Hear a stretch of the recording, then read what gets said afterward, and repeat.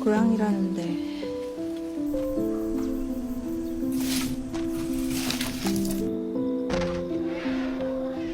Pada tahun 93, dua pria kakak beradik bernama Dusok dan Jumbe kerja sebagai penagih hutang. Dusok ini orangnya sangat galak. Dia sering bikin adiknya ketar-ketir karena cara menagihnya yang keterlaluan.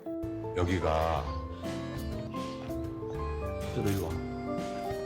Bahkan waktu jajan, pemilik toko nggak ada di sana. Bukannya ninggalin duit, tapi Dusok malah pergi begitu saja.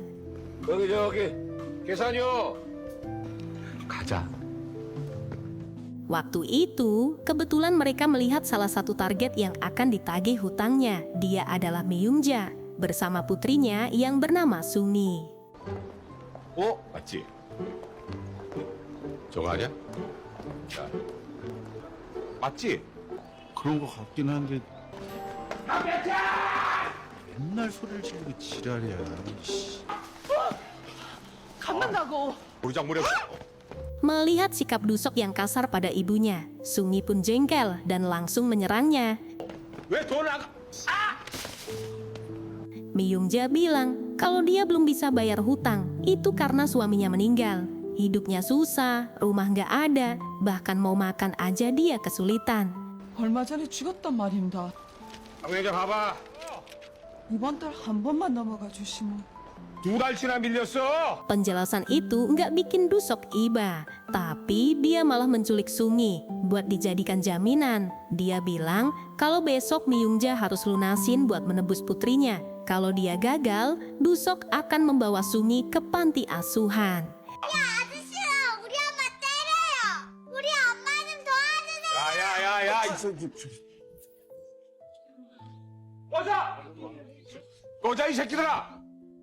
믿을 수 있게 뭐. 먹고 죽어도 없는데 무슨 담보? 담보 여기 있네. 어? 야 강병자, 내가 얘 비싼 건 먹이고 선물 사주고.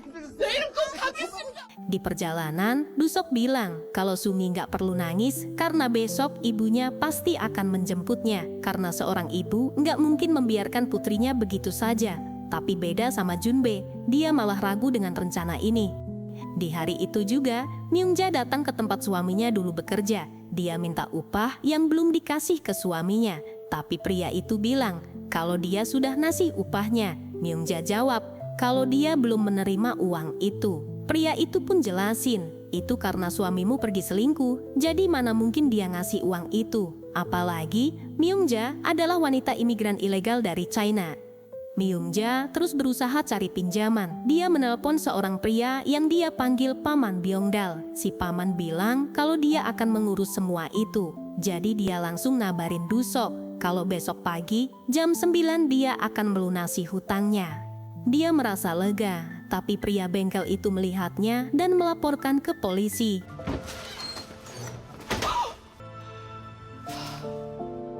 Esok harinya, Sungi dibawa ke kantor. Bosnya langsung marah, kenapa Dusok menculik seorang anak buat dijadikan jaminan? Gimana kalau ibunya melapor ke polisi? Dusok jawab kalau itu nggak akan terjadi. Karena ibunya adalah seorang imigran ilegal, dia membawa itu hanya untuk jaminan saja. Mendengar itu, bosnya tetap bodoh amat dan menyuruh Dusok untuk membawa Sungi ke ibunya. Jika tidak, gaji 3 bulan mereka akan dihapus. 이거 니들 앞으로 엎을래? Karena sampai jam 11 ini Myungja belum juga datang. Akhirnya, mereka membawa Sungi pergi mencari ibunya. 야, 가자. 봐봐.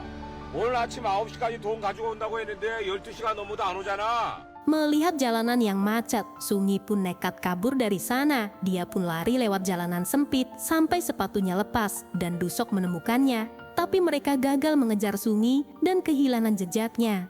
아, 도대체 어디 간 거야? 도저히 못하겠어. 몸이 안 좋으면 죽어라.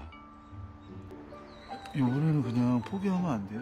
Malam harinya, Sungi sampai di rumahnya. Dia sembunyi karena ada polisi yang mencarinya. 아무튼 애 보면 연락 주시고 계시죠? 네. Setelah polisi pergi, dia pun masuk, tapi nggak ada ibunya di sana.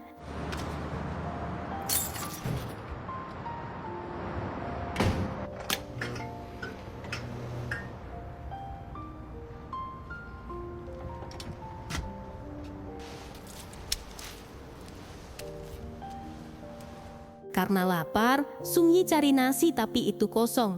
Waktu buka kulkas, cuma ada sisa satu makanan dan susu.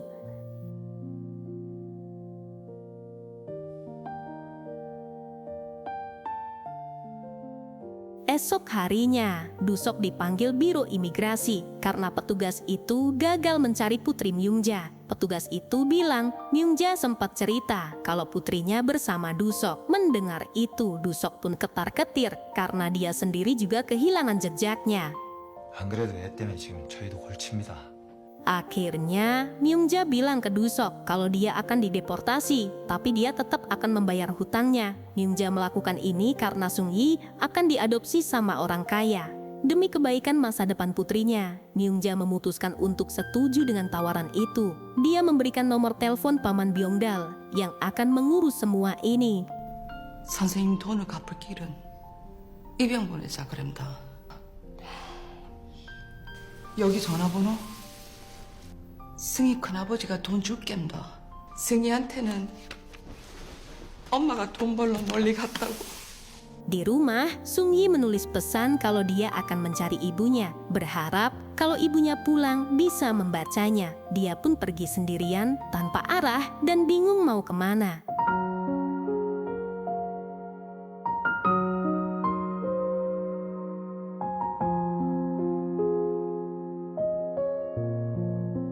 Sementara Dusok datang ke rumah Myungja dan membaca pesan itu. Malam harinya, Sung Yi masih terus jalan tanpa arah. Ada pria gelandangan yang melihatnya. Dia menawarkan makanan, tapi Sung Yi menolak karena pria itu ingin mencuri tasnya.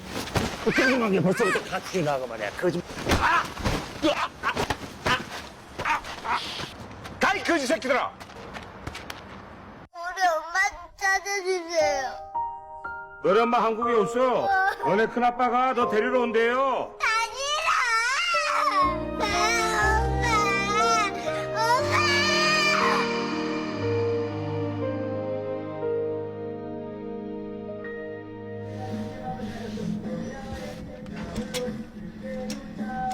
Beberapa minggu kemudian, Sung Yi kelihatan lebih tenang. Dia dirawat Dusok dan mulai bantuin beresin rumah. Bahkan mereka sekarang kelihatan lebih akrab, apalagi Jungbae yang selalu baik padanya. Tak lama kemudian, Paman Byongdal nelpon. Dia minta Dusok untuk mengantar Sung Yi ke stasiun besok pagi. Tapi Dusok bilang kalau hutang Myungja adalah 750.000 won, belum termasuk bunganya. Paman jawab kalau dia akan ngasih 1 juta saat menjemput Sung Yi. 100만 원 조금 넘는데. 아를 데려올 때 추가로 100 주겠어. 그 전에 옷도 좀 사주고 맛있는 것도 좀 먹이고 서울 구경이라면 좀 시켜줘. 아, 예, 예, 그렇게 합시다. 입금한답니까? Di perjalanan, Sung Yi baca tulisan. Dia baca, pemenangnya sudah ditentukan. Akulah bosnya. Mendengar itu, Dusok kaget. Ternyata Sung Yi bisa baca tulisan Korea. Selama ini, mereka berdua panggil Sung Yi dengan sebutan jaminan. Sementara Sung Yi sendiri nggak tahu nama asli Dusok. Jadi dia tanya siapa namanya. 언제 배웠어? 야, 담보. 미승이요. 아저씨 이름 뭐예요? 박두석. 아, 돌대가리. Mendengar itu, Sung Yi bilang, bukankah Park Dusok artinya rambut kepala batu? Menurutnya, nama itu kurang cocok. Jadi Sung Yi ngasih nama ke Dusok dengan nama Park Sungbo, yang artinya, akulah bosnya. Mulai dari sinilah, mereka mulai akrab dan sangat bahagia. Kebahagiaan Sung Yi karena akan bertemu pamannya, sementara Dusok bahagia karena akan dapat uang dari bunga hutang Myungja. 승부 어때요? 박승보? 네. 승보. 내가 보스다. 뭐야, 돌대가리요? 너 뒤에 똑바로 앉아. Sesuai permintaan Paman Byongdal, mereka ajak Sung Yi belanja, beli pakaian, bahkan beliin apa aja yang dia mau. Di sini, Sung Yi selalu nempel sama Dusok. Ini adalah pengalaman pertama bagi Dusok sebagai duda tanpa anak.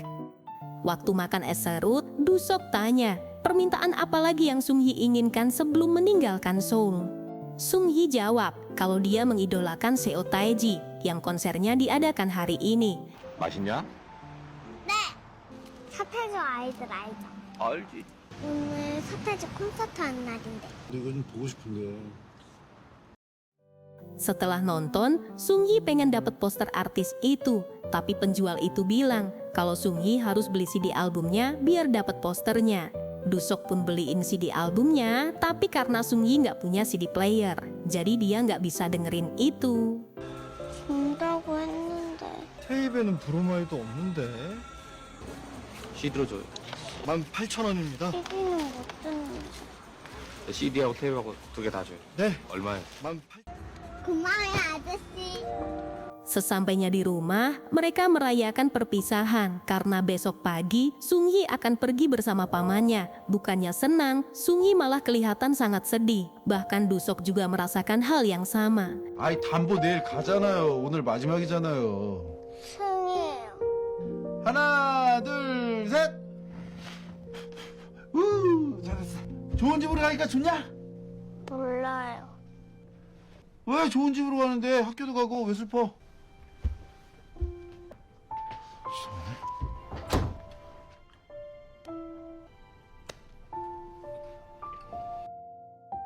Esok paginya, Dusok anterin Sung Yi ke stasiun. Di sana, dia ngasih pagers biar Sung Yi bisa komunikasi sama ibunya. Selain itu, Sung Yi juga harus ngasih kabar ke Dusok buat mastiin semua baik-baik saja. 화장실. Waktu ke toilet, Dusok melihat CD player. 많이 나와.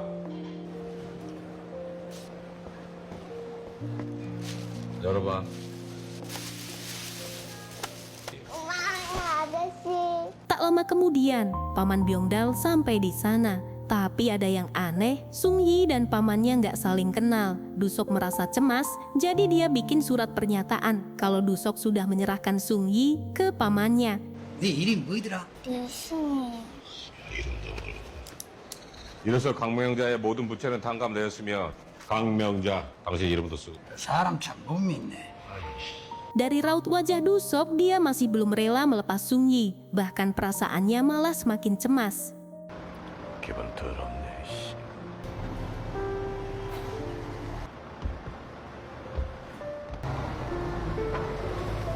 Sampai sekarang, Dusok masih merasa sangat cemas, bahkan dia nggak bisa fokus sama kerjaannya. Karena Sung Yi belum juga ngasih kabar, dia pun mengirim pesan. Dusok tanya gimana kabar Sung Yi, apakah dia bahagia dan merindukannya.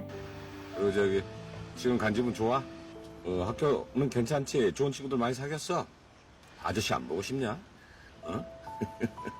Tapi semua pesan itu nggak pernah Sung Yi balas. Yang ternyata, pagers itu diambil sama pamannya. Karena udah berminggu-minggu Sung Yi nggak ada kabar. Dusok menelpon paman, tapi yang angkat selalu istrinya. 여보세요. 재병가 시집이죠? 집에 없습니다. 일감 몇 달이고 1년이고 집에 아예 없다.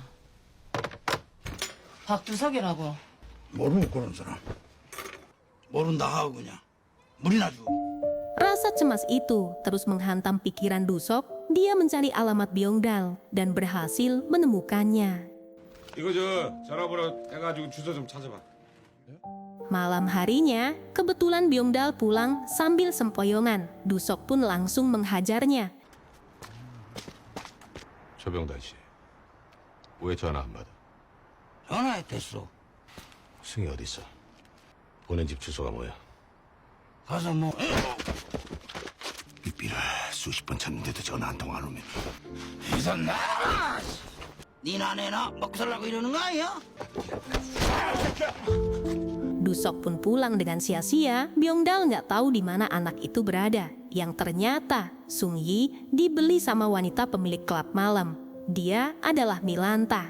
Di sana, Sung Yi harus kerja beresin semua tempat itu. Di usia yang seharusnya dia belajar, justru melakukan pekerjaan yang sangat membuatnya beban. Tentu aja, ini akan membuat mentalnya terganggu. Rasa sedih, takut, bingung, semua harus dia hadapi sendirian.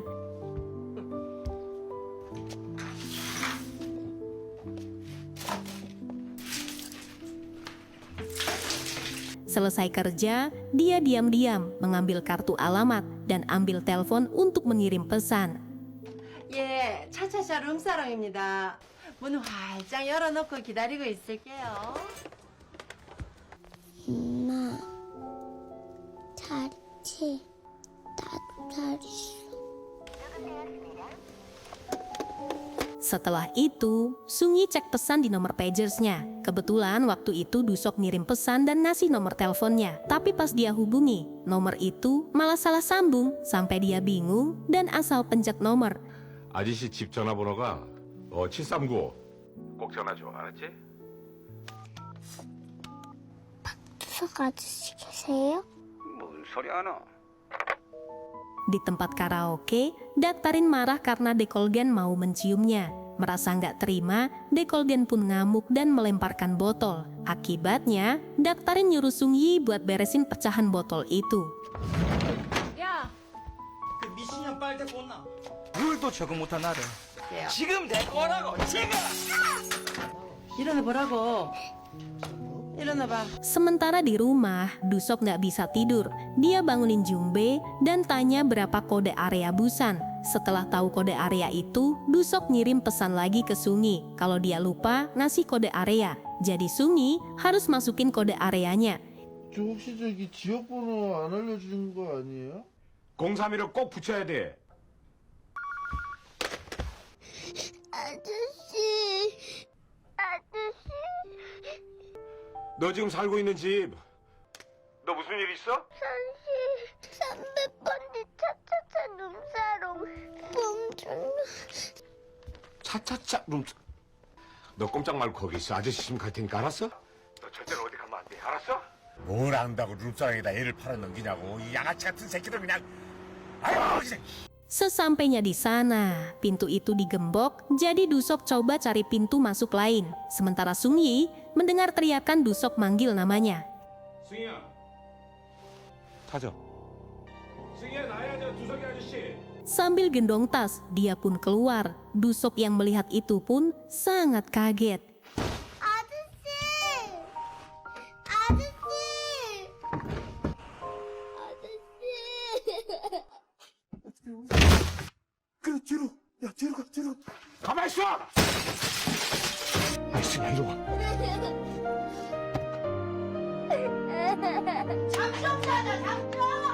Tak lama kemudian, Milanta keluar. Melihat Sungyi dibawa sama Dusok, dia nggak terima. Melihat kondisi Sungyi yang terluka, dia pun langsung emosi.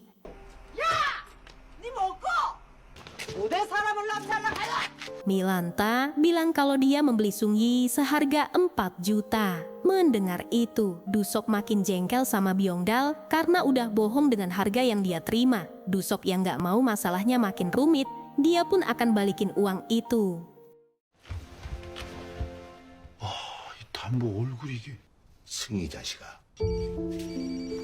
Esok paginya, Dusok terpaksa jual mobil satu-satunya dan mengirimkan uang itu ke Milanta. Jumba bilang, apa rencana Dusok selanjutnya? Dia jawab akan merawatnya karena Dusok nggak tega lihat Sungyi harus hidup seperti ini. Apalagi semua ini terjadi juga karena ulah mereka. Andai waktu itu dia nggak dijadikan jaminan, hal ini pasti nggak akan pernah terjadi.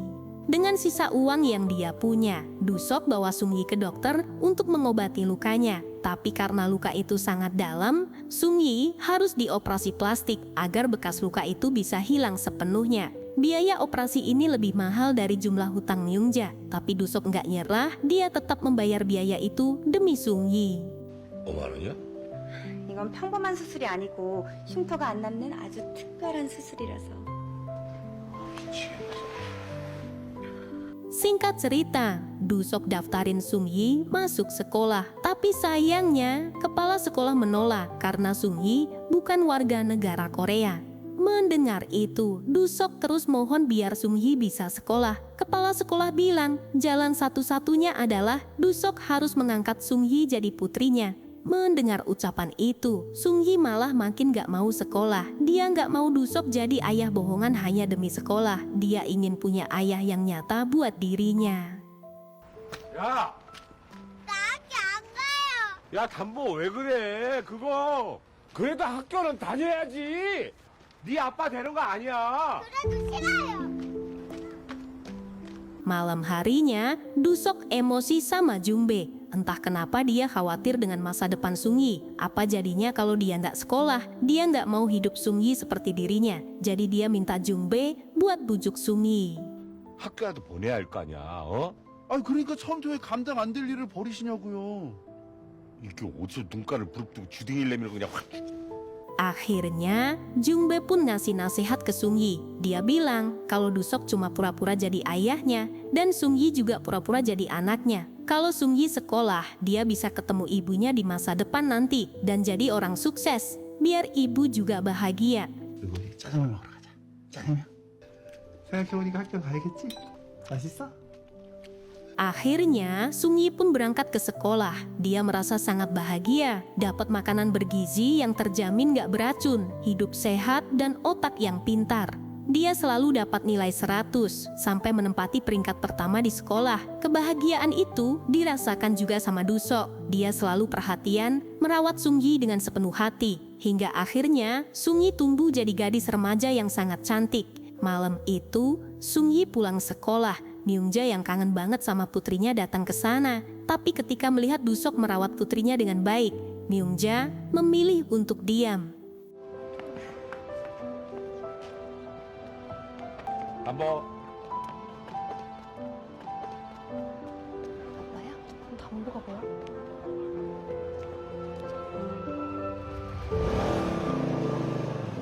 Singkat cerita, ujian akhir pun dimulai. Dusok ngasih maltosa biar Sungyi bisa fokus ujiannya. Dia ngasih semangat, bahkan ikut berdoa di depan gerbang sekolah. Beberapa tahun kemudian, Sungyi udah kuliah dan semakin cantik. Tapi Dusok malah makin gak karuan. Malam itu, Sungyi belum juga pulang ke rumah. Dia khawatir putri cantiknya disolder sama pria gak guna. Dan bener aja, Sungyi pulang digendong pacarnya. 10시가 넘었는데 별로 안 되는데 10시? 맞네. 너 있지 마. 지금 시간이 몇 시? 오빠랑 결혼할 거야. Bocah itu disidang sama Dusok. Dia jelasin kalau dirinya hanya menjemput Sungyi dan mengantarnya pulang. Dusok pun tanya apa pekerjaan orang tuanya dan apakah kamu satu jurusan sama Sungyi. Bocah itu jawab kalau dia ambil kedokteran karena kedua orang tuanya adalah seorang dokter. Mendengar itu, Dusok terdiam. Sementara Jungbe merasa beruntung karena ada pria sempurna yang datang ke rumahnya. Tak lama kemudian, ada telepon masuk. Ternyata itu ibunya Myungja. Dia ngabarin kalau Myungja sakit parah dan pengen ketemu sama putrinya. Dia berharap Dusok gak keberatan untuk mengantarkan Sungyi ke Cina. 강명자 애미 됩니다. 많이 아픕니다, 명자가. Akhirnya, mereka pun terbang ke Cina. Perjalanannya sangat jauh. Mereka harus melewati pelosok desa. Waktu jalan, Dusok bilang ke Sungyi, setelah ketemu ibu, kamu harus bersikap baik. Karena dia lagi sakit parah. Dusok gak mau Sungyi makin nyakitin ibunya. Mendengar itu, Sungyi pun kaget. Karena Dusok baru ngasih tahu tentang semua ini di sini. Dusok melakukan ini biar Sungyi gak panik saat dalam perjalanan. 몸이 많이 불편하시잖아. 아무도 안 계세요. 할머니? 승희야. 맞구나. 엄마는? 승희 맞다.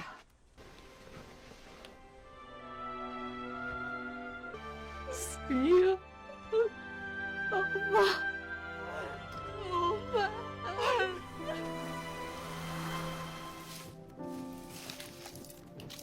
백수 좋아했지야.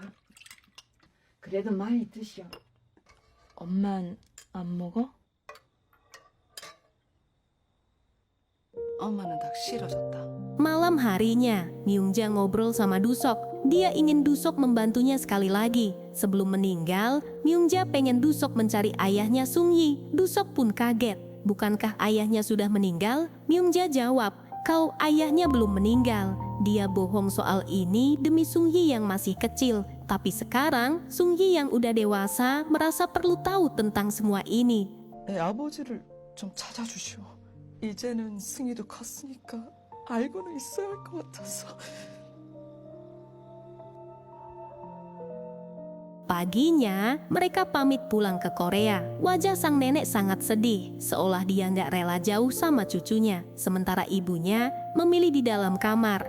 Dia juga tak kuasa buat melepaskan putri tercinta. Penyakit yang dia derita bisa membunuhnya kapan saja. Merelakan putrinya bersama Dusok adalah jalan terbaik untuk masa depannya. Dusok cuma ngasih kenang-kenangan nilai 100 yang Sung Yi dapatkan. Hatinya merasa sangat terpukul. Gimana bisa seorang ibu meninggalkan putrinya sendiri tanpa kasih sayang seorang ibu? Sementara ibu malah pergi tanpa peduli pendidikannya. Walau begitu, Myungja tetap bersyukur. Semua kejadian yang dia alami dulu, akhirnya ada hikmah terbaik untuk putrinya.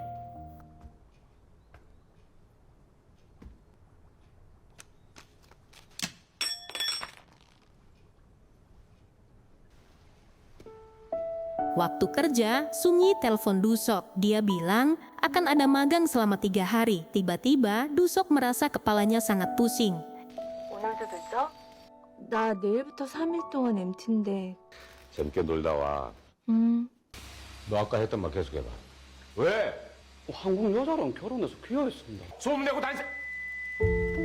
Selama 3 hari kerja, Sung Yi dapat gajian dan gak lupa beli sepatu buat Dusok. Sementara Dusok pergi mencari ayah Sung Yi. Kebetulan ayah Sung Yi lagi main sama anaknya di sana. 예. 그분 여기 있는데. 여보세요? 나야. 잠깐 좀 나올래? Sesampainya di sana, Dusok bilang kalau ada pria yang pengen ketemu sama Sung Yi. Dia nggak tahu kalau itu ayahnya. Dusok melihat itu, merasa tugasnya selesai. Sekarang Sung Yi udah ketemu ayahnya dan bisa hidup bersama. 만나야 할 사람이 있어서. 누구? 저기. 많이 컸구나. 친부를 만났으니까. 우리보다 돈도 많죠? 우리를 대하는 게요. 이제 100% 달라집니다. 그러니까 형님이 친부를 찾아줬기 때문에 세상에서 형님은 제일 바보야! 먼저 간다. Sambil ditemani Jungbae yang ngoceh karena minuman surga, Dusok masih merasa sedih. Dia balik ke rumah hanya ingin melihat kenangan bersama Sung Yi. Tak lama kemudian, dia menerima telepon yang membuatnya sangat kaget. 아빠, 그냥 혼자 두고 가버리면 어떡해. 아빠가 데려다 줬음. 데리러도 와야지. 그래, 너 어디 꼼짝하지 말고 거기 있어. 아빠, 빨리 와. Mendengar kata ayah untuk Dusok, dia pun langsung semangat dan pergi menjemput Sung Yi.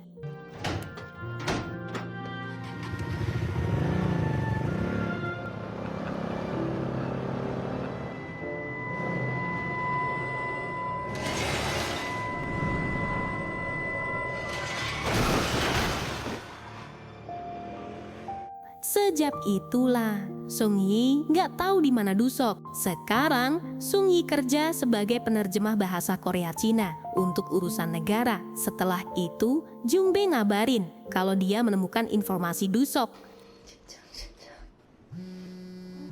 왜? 찾았다고. 주지차, 화이팅. Saat perjalanan, Sung Yi merasa sangat cemas. Dia berharap Dusok baik-baik aja, tapi pas sampai rumah sakit. 안녕하세요. 찾는 사람이 여기 병원에 있다고 연락을 받고 박자, 두자, 석자. 여기 있네요. 있어요? 네. 나 떨려. 보자 확인하시죠. 아닙니다. Mereka pun akhirnya pergi ke kantor polisi, tapi polisi itu nggak nemu data orang hilang bernama Park Dusok. Dia mencari Dusok selama lebih dari 10 tahun dan masih belum menemukannya, sampai Jungbae putus asa dan meminta Sung Yi untuk melupakannya. 이제 그만 잊자. 10년 넘게 찾았는데 못 찾은 거면 Tapi waktu itu, Sung Yi lihat tulisan persis yang pernah dia baca waktu kecil, yaitu pemenangnya sudah ditentukan, akulah bosnya. 아저씨 잠깐만. 아저씨 경찰서로 다시 가요. 왜? 빨리요, 빨리. 알았어. Sesampainya di sana, Sung Yi tanya apakah ada orang hilang bernama Park Sung Bu, nama yang pernah dia kasih ke Dusok waktu dia masih kecil. Setelah dicari-cari, ternyata benar. Polisi menemukan informasi kalau Park Sung Bu dirawat di rumah sakit jiwa. Di perjalanan, Sung Yi merasa ragu. Dia takut itu bukan Dusok. Karena mana mungkin Dusok mengalami gangguan jiwa, tapi Jumbe meyakinkannya. Kali ini pasti benar. 박두석으로 찾으니 찾을 수가 있냐? 아, 어떻게 박승보를 생각을 못했지? 이번에도 아니면 어떡하지? 맞아, 이번에. Sesampainya di sana, petugas ngasih tahu kalau 10 tahun lalu Dusok mengalami gangguan pada otak yang seharusnya segera ditangani. Akhirnya, penyakit itu semakin parah dan mengakibatkan kecelakaan. Kondisi sekarang sedikit terkontrol, tapi sayangnya mental Dusok nggak baik-baik aja. Setelah itu, mereka masuk ke ruangan pasien. 박승보 씨! 괜찮으니까 들어가세요. 자, 들어가세요.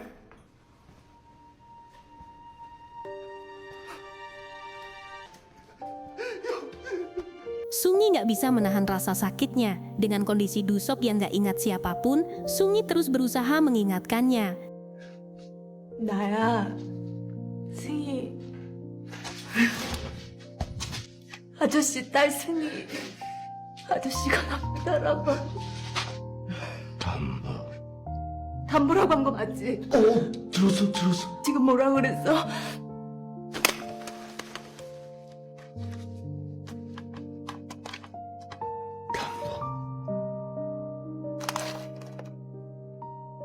Sepatu yang dia beli 10 tahun lalu, dia bawa dan memakaikannya. Tapi Sungi lihat ada buku tabungan yang terselip di kaos kakinya.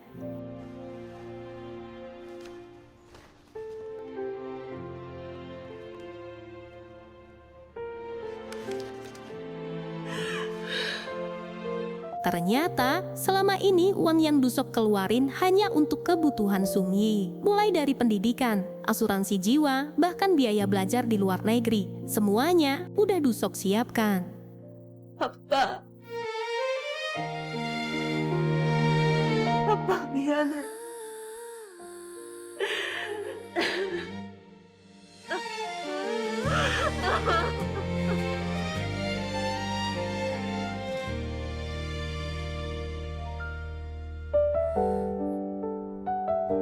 Sekarang, Sungi akhirnya menikah. Dia menggandeng tangan ayah angkatnya. Tapi ini adalah harapan Sungi, sosok ayah bisa hadir di acara yang penuh kebahagiaan ini. Langkah Dusok sempat terhenti. Lidahnya masih kaku, padahal dalam hati dia pengen bilang bahwa dia telah mengikhlaskan putri tercinta bersanding dengan pria pilihannya. 지금 뭐라 그랬어? 아빠.